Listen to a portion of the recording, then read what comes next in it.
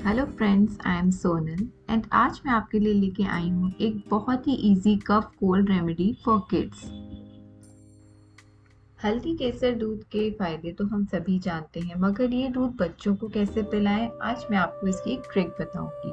सबसे पहले हम एक पैन में 2 कप दूध गरम करेंगे। इसमें मैंने 1 पिंच केसर के स्ट्रैंड्स डाले हैं और आधा टीस्पून जितनी हल्दी पाउडर।